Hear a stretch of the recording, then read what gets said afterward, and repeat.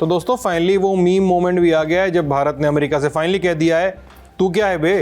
दरअसल अमेरिका और भारत के बीच चल रही थी फजी है रूसियों से तेल मत खरीदो, ऐसा प्रेशर बनाया जा रहा था। लेकिन 4 अगस्त की रात भारत के विदेश मंत्रालय ने कागज सामने रख दिया। कागज में जो लिखा था उसका एक ही मकसद था, बदला।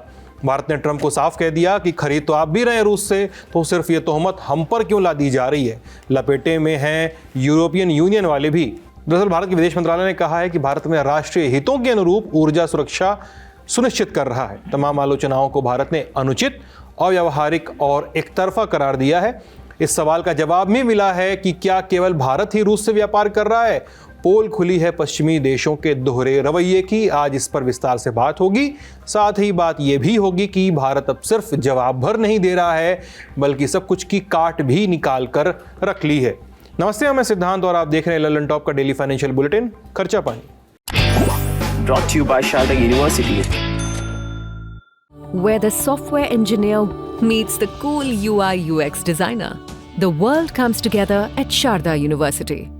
भारत केवल रूस से भारी मात्रा में तेल ही नहीं खरीद रहा बल्कि खरीदे गए तेल का एक बड़ा हिस्सा इंटरनेशनल मार्केट में बेचकर भारी मुनाफा कमा रहा है। उन्हें इस बात की कोई परवाह नहीं कि रूस की युद्ध मशीन यूक्रेन में कितने लोगों को मार रही है। इसी वजह से मैं भारत द्वारा अमेरिका को दिए जाने वाले टैरिफ में बढ़ोतरी करूंगा। अमेरिकी राष्ट्रपति डोनाल्ड ट्रंप ने 4 अगस्त की शाम अपने social media handle truth social पे ये बयान दिया। इसके पहले भी भारत को लेकर वो बहुत गलत सलत बोल चुके हैं। अब दूसरी तरफ यूरोपियन यूनियन यानी ईयू भी भारत पे लगातार दबाव बढ़ा रहा है। पहले नाटो की धमकी, इसके बाद यूरोपियन यूनियन की तरफ से भारत की रिफाइनरीज पर बैन। बता दें कि पिछले महीने नाटो चीफ मार्क रूटे ने भारत, चीन और ब्राजील को रूस से तेल और गैस ट्रेड जारी रखने पे 100% पेनाल्टी की चेतावनी दी थी। वहीं यूरोपीय संघ ने रूसी कच्चे तेल को रिफाइन कर बनाए गए डीजल पेट्रोल के इंपोर्ट पर भी प्रतिबंध लगा दिया है।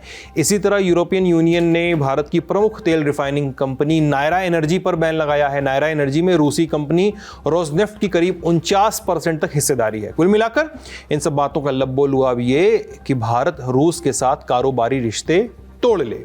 क्यों? क्योंकि इन लोगों का कहना है कि इस पैसे का इस्तेमाल रूस यूक्रेन युद्ध में कर रहा है। लेकिन 4 अगस्त की शाम भारत ने बिल्कुल साफ कह दिया कि हम कोई गलत काम नहीं कर रहे हैं बल्कि अपने आर्थिक हितों के लिए रूस से व्यापार कर रहे हैं।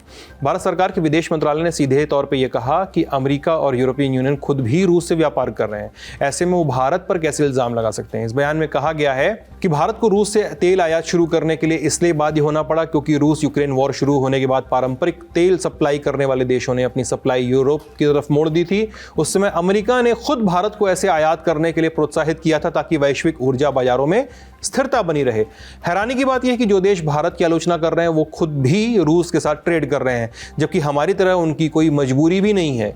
यूरोपियन यूनियन ने 2024 में रूस के साथ 67.5 अरब यूरो के सामान का द्विपक्षीय व्यापार किया था। इसके अलावा 2023 में सेवाओं का अनुमानित व्यापार जो था वो 17.2 अरब यूरो था।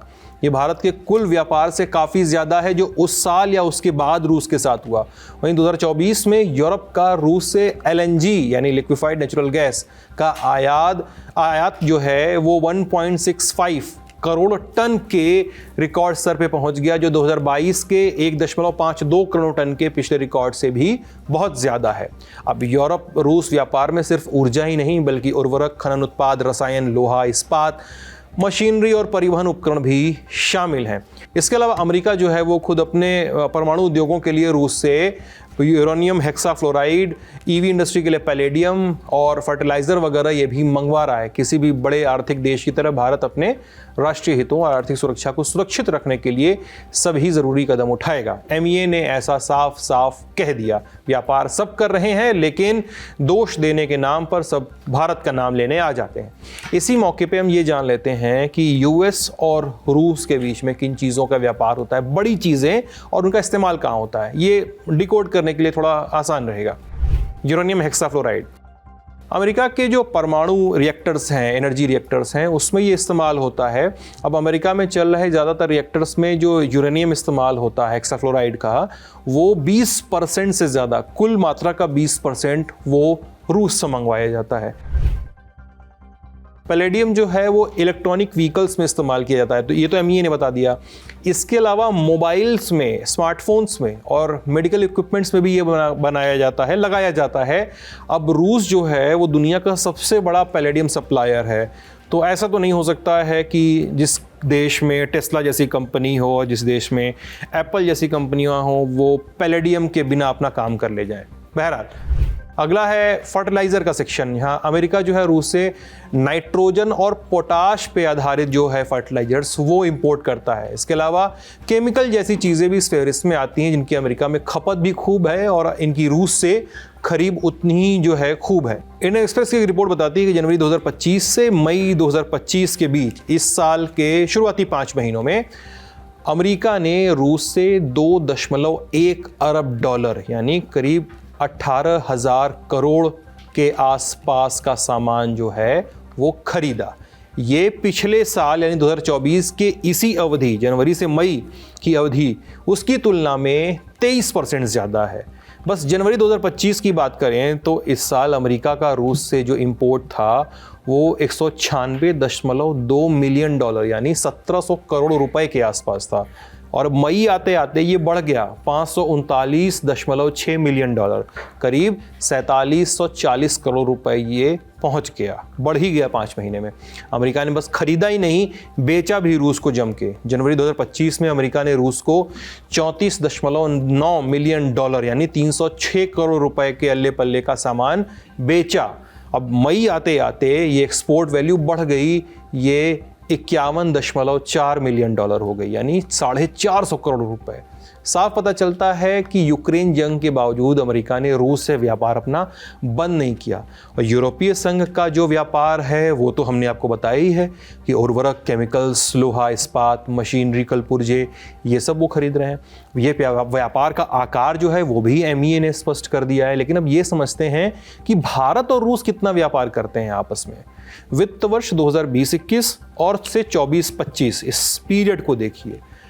इस दौरान रूस से भारत का आयात जो है, जो रूस से भारत सामान आया इंपोर्ट, वो 5.5 अरब डॉलर से बढ़कर 63.8 अरब डॉलर हो गया। यानी साल 2020-21 में रूस से भारत करीब 48,300 करोड़ रुपए का सामान खरीदता था। फिर साल 2024-25 का जब वित्त वर्ष खत्म हुआ तो ये 5,60,000 करोड़ रुपए तक पहुंच गया। हम रूस से सबसे ज़्यादा तेल खरीदते हैं। वित्त वर्ष 2020-21 में भारत ने रूस से सिर्फ 18,400 करोड़ रुपए की कीमत का तेल खरीदा।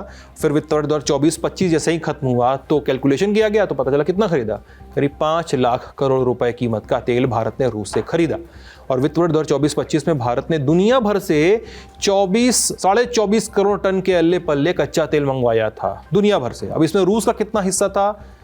8.75 करोड़ टन, यानी एक बड़ा चंक रूस का है। यूक्रेन और रूस के बीच जो युद्ध शुरू हुआ है उस समय तक, उसके पहले तक भारत जो है रूस से तेल इंपोर्ट जो करता था उसका जो परसेंटेज था भारत के टोटल इंपोर्ट वॉल्यूम का वो 0.2% था। अब जो है ये साल खत्म होते होते वो बन गया है 35 से 40% का। ऐसा क्यों? साफ है क्योंकि हमारी जो एनर्जी इकोनॉमी है उसके लिए सस्ता तेल ज़्यादा मुफीद विकल्प था जो हमें रशिया ऑफर कर रहा था। यानी हम तो रूस से खरीदते ही हैं, हम पर सवाल उठाने वाले भी रूस से खरीदते हैं। हुआ ना दोहरा रवैया। देखिए, अगर हम बात करें प्रेसिडेंट ट्रंप का जो 25% टैरिफ लगाना और उसके ऊपर पीनल टैरिफ की बात करना, इसको आज MEA ने क्लियर टर्म्स में कहा है कि ये अनजस्टिफाइड है और ये और दिखाता है कि ये डबल स्टैंडर्ड है US का और EU का। ये डबल स्टैंडर्ड इसलिए है क्योंकि अगर हम साल 2024 के बारे में बात करें तो साल 2024 में EU ने 72 बिलियन डॉलर्स का ट्रेड किया रशिया के साथ में। और उसके अलावा अगर हम सबसे बड़ा ऑयल का कंज्यूमर के बारे में बात करते हैं तो चाइना का सबसे बड़ा इंपोर्ट है रशिया से। और बाकी सारी कंट्रीज, टर्की जैसी कंट्रीज भी डायरेक्टली और इनडायरेक्टली ट्रेड कर रही हैं रशिया के साथ। तो यहाँ पर देखने वाली बात यह है कि ये जो निशाना लगाया गया है इंडिया के ऊपर, ये रशिया की वजह से नहीं लगाया गया। ये एक इनडायरेक्ट प्रेशर क्रिएट करने की तरीका है जिससे जो US इंडिया ट्रेड डील है उसमें ज्यादा कंसेशंस मिल जाए US को।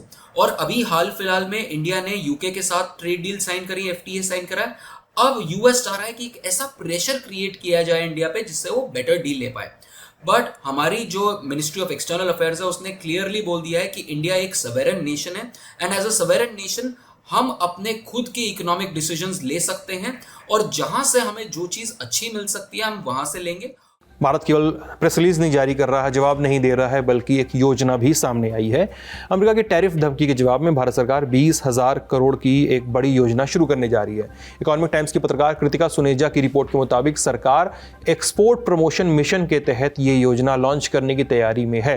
ये योजना सितंबर 2025 तक लॉन्च हो सकती है। इस मिशन का उद्देश्य भारतीय एक्सपोर्टर्स को वैश्विक व्यापार की अनिश्चितताओं से बचाना है, साथ ही भारत के निर्यात को बढ़ावा देना, यानी एक्सपोर्ट का मार्केट ही बिखर सकता है टैरिफ की धमकियों के बीच। सरकार इसी मार्केट को कुछ और विस्तार देने की कोशिश में है ताकि अमेरिका से इतर भी विकल्प खुल सकें। इसके अलावा अमेरिका का जो दोहरा रवैया है, रूस से तो चीन भी तेल खरीदता है, तो चीन को क्यों नहीं बोल रहे हो, और दुनिया भर में फ्री ट्रेड को लेकर आपने ही पहल शुरू की थी।